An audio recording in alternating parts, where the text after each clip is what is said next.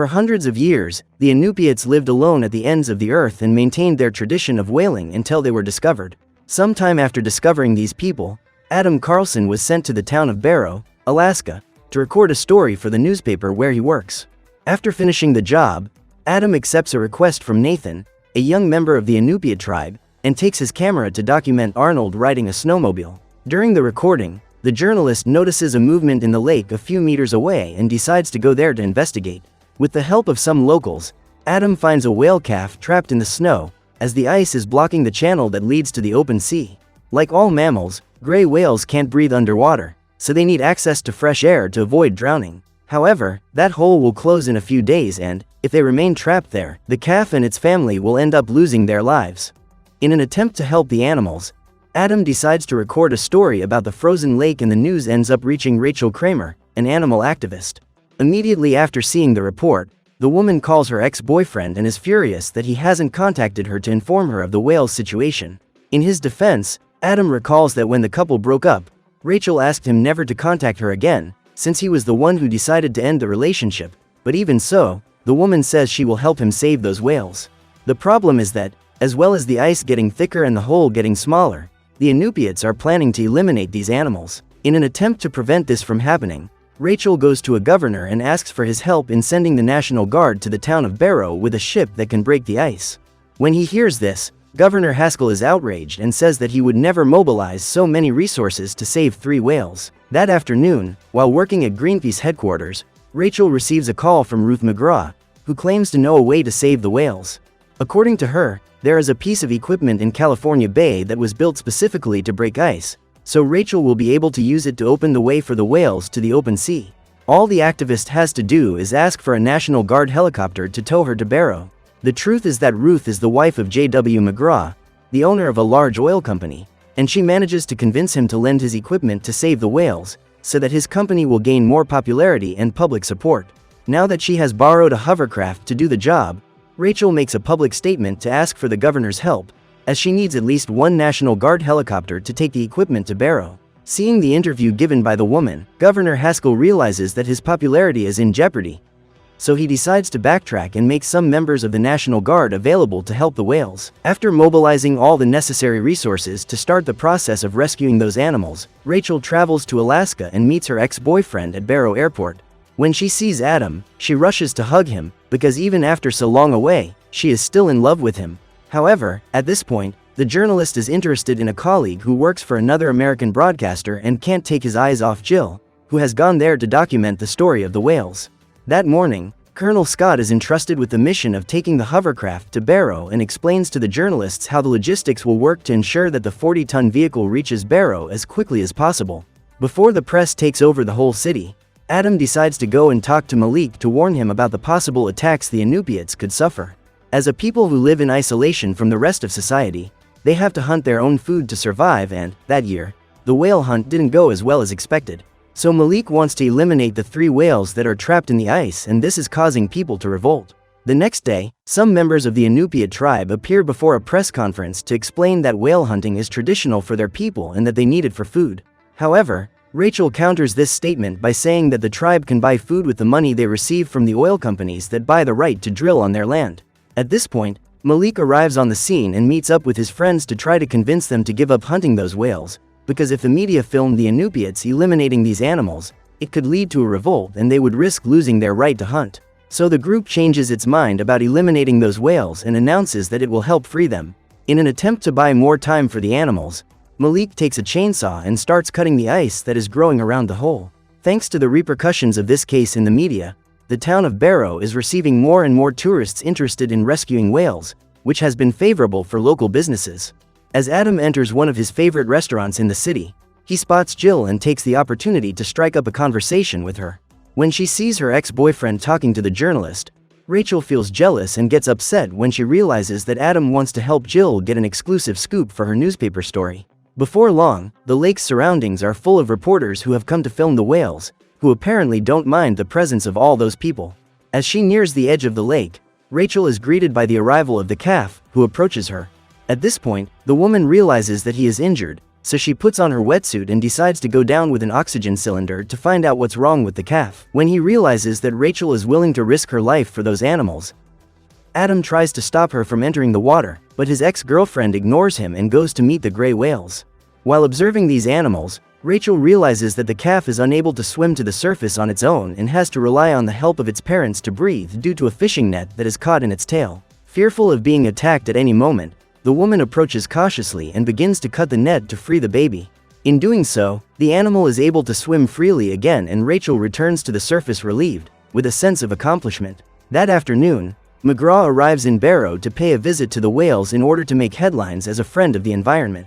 Every hour, the temperature of the lake drops and people begin to mobilize to help the whales break through the ice on the surface, because if the hole closes, they won't be able to breathe.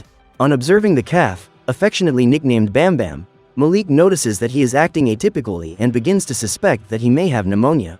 Meanwhile, Colonel Scott and his men are in the helicopter dragging the hovercraft to Barrow. However, due to the thick layers of ice under the ocean, the journey is made even more difficult. That night, after dinner with Adam and Nathan, Rachel decides to go back out onto the ice, as she is worried about what might happen to the whales during the night. Seeing the Greenpeace representative leaving the restaurant, Carl and his partner, Dean, reveal that they have gone to Alaska to help in the mission to rescue the family of whales. The pair own a family business that builds de-icers and left Minnesota to take a de-icer to break up the ice on the lake. However, as she doesn't know those guys, Rachel refuses their help and walks down to the lake to help the volunteers break the ice. Meanwhile, Jill is struggling not to be replaced by her coworker. A few days ago, she had to convince her boss to send her to Barrow, because no one was putting any faith in the repercussions of the whale case. However, now that people all over the world are following this rescue, Wes has decided to take over the story and says that Jill's tickets have already been bought so that she can return to the United States. Before returning to the lake, Rachel calls her coworker and asks if Pat needs her to bring anything from the city. At this point, the woman discovers that the temperature of the lake has plummeted and the team is unable to keep the hole open.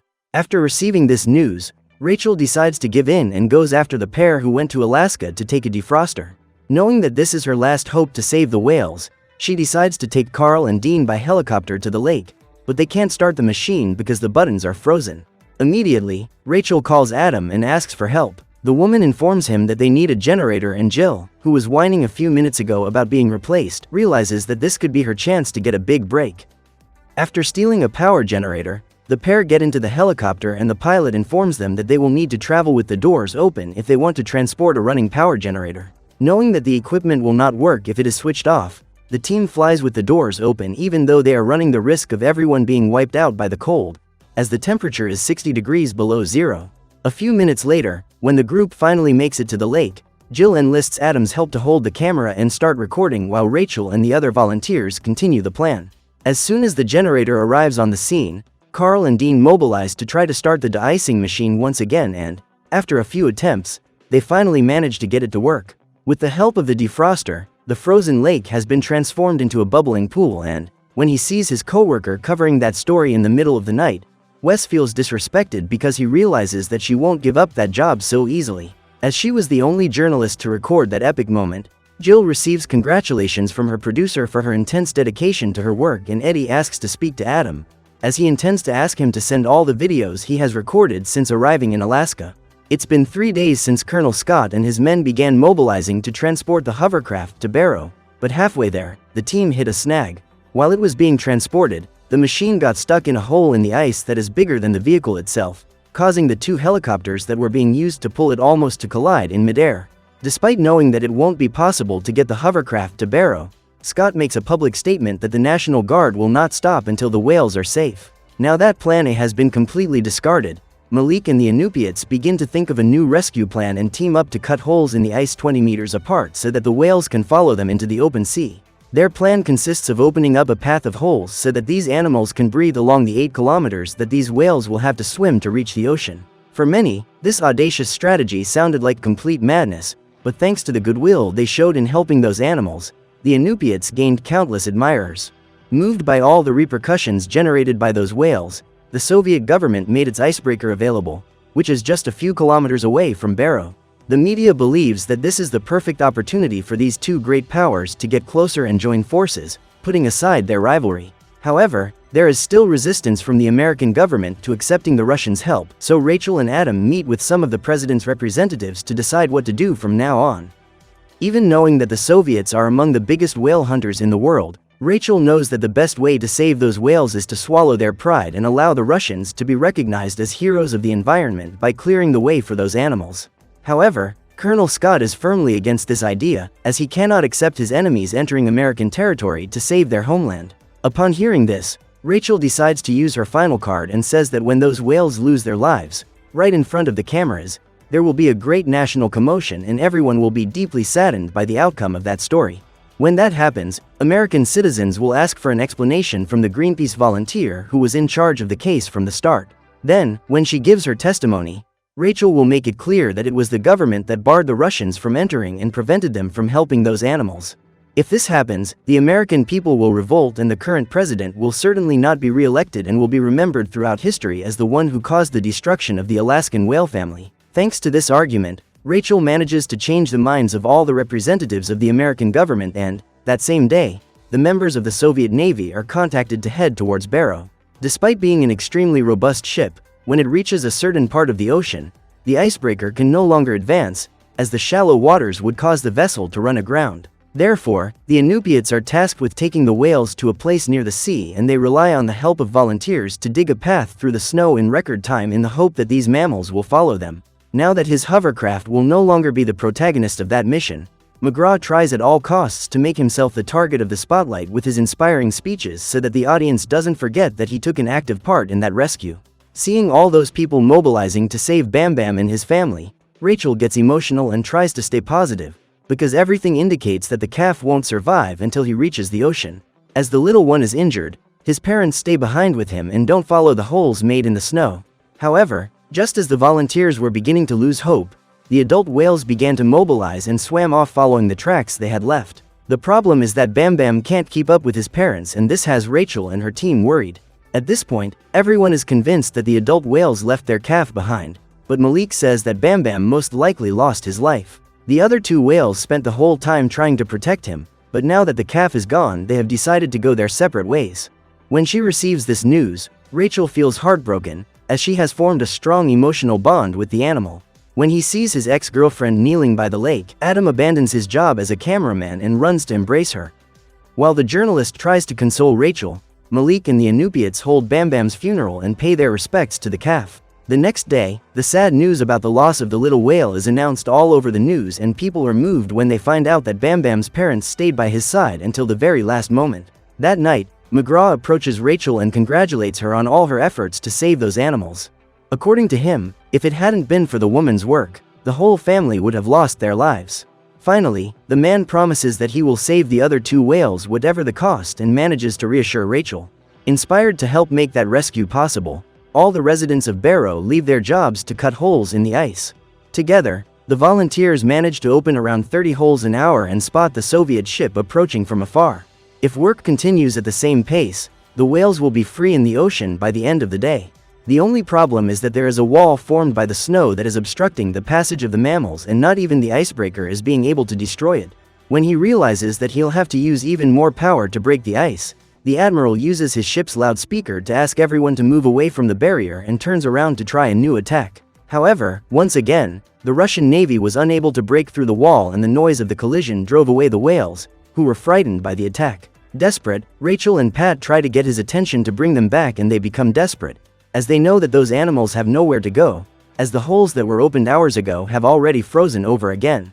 While the whales try to get to the surface to breathe and crash into the snow, the Soviets test a new collision and this time manage to destroy the ice barrier. At that moment, everyone gathers around the rubble in the hope of seeing the whales arriving in the open sea. However, to everyone's frustration, these animals do not surface and Rachel begins to believe that they have drowned. Just when everyone thought there was no hope, the whale couple emerges and, after replenishing their oxygen supply, they continue on their way through the ocean while everyone celebrates this great victory. After the rescue, all the volunteers who were not from Barrow left the town and went back to their normal lives. Mr. McGraw took advantage of his reputation as a friend of nature to win one of the largest contracts in Alaskan history to clean up all the oil spilled by an oil company. As for Carl and Dean, they became big celebrities in Minnesota and their business boomed, making them the largest defroster company in the region. A few months later, Colonel Scott married the president's secretary and the couple went to Mexico to spend their honeymoon whale watching. After working for 3 TV stations, Jill finally achieved her dream of being hired by a national news network and consolidated her career as an investigative reporter. Thanks to the whale family's beautiful story, which has been documented in the news in several countries, the number of Greenpeace volunteers has grown rapidly and, in just a few months, the organization has quadrupled its membership. After spending several months in Alaska, Scott decided to leave the company where he worked and return to the United States to be close to Rachel, as he realized that he no longer wanted to live his life away from her. When the outsiders left, Nathan and his grandfather joined the other Inupiats to break up the mess the outsiders had made in the city. Now that all the American people know about them and their customs, they feel even more encouraged to perpetuate their traditions and inspire others with their way of life. So what did you think of this movie? Leave it in the comments below. And if you liked the video, like and subscribe for more movie recaps. See you next time.